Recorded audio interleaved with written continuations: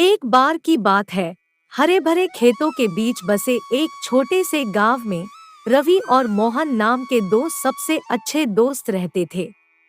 वे अविभाज्य थे और दोस्ती का एक गहरा बंधन साझा करते थे जो दूर दूर तक जाना जाता था।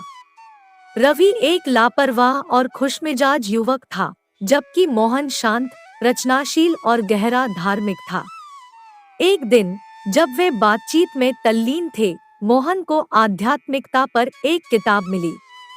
इसकी सामग्री से प्रभावित होकर उन्होंने धर्म और दर्शन के क्षेत्र में गहराई से तल्लीन करना शुरू कर दिया। जितना अधिक उन्होंने सीखा, उतना ही उन्होंने अपने भीतर एक आध्यात्मिक जागृति महसूस की। यह ऐसा था जैसे उसने एक गुप्त मार्ग खोज लिया था जिसका अनुसरण करना उसकी नियति थी। दिन हफ्तों में और हफ्ते महीनों में बदल गए। मोहन अपनी नई धार्मिक खोज में तल्लीन हो गया। उन्होंने घंटों ध्यान किया, मंदिरों का दौरा किया और शास्त्रों का अध्ययन किया। जीवन के बारे में उनका पूरा दृष्टिकोण बदल गया और वे शांति और ज्ञान के अवतार बन गए। दूसरी ओर रवि ने मिश्रित भावनाओं के साथ अपने मित्र के परिवर्तन को देखा। उन्होंने मोहन के नए ज्ञान के लिए खुशी महसूस की, लेकिन साथ में उनके लापरवाह समय को भी याद किया।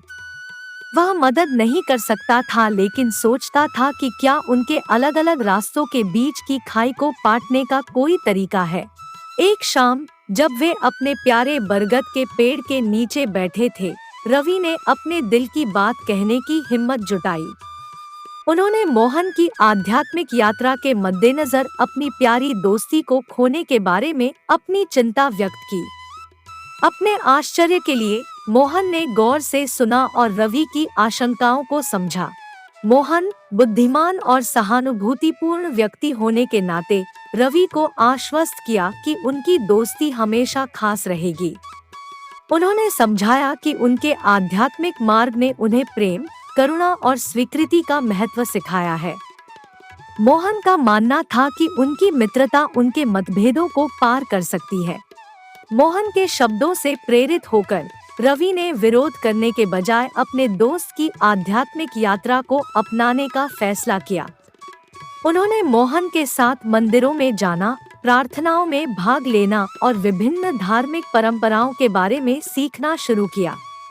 समय के साथ गांव ने रवि और मोहन दोनों में उल्लेखनीय परिवर्तन देखा।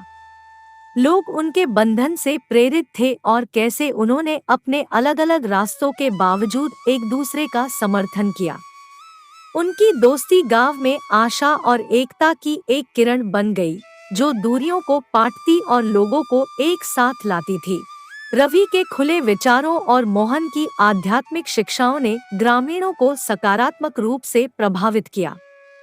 उन्होंने धार्मिक मतभेदों से परे देखना शुरू किया, मानवता के सार को गले लगाया जो सभी को एकजुट करता है। गांव एक सामंजस्यपूर्ण स्थान बन गया जहां लोग शांति से रहते थे, एक दूसरे की आस्था का सम्मान करते थे और अपने साझा मूल्यों का जश्न मनाते थे। अंत में रवि और मोहन की दोस्ती न केवल कायम रही बल्कि उनके और उनके आसपास के लोगों के जीवन को भी बदल दिया।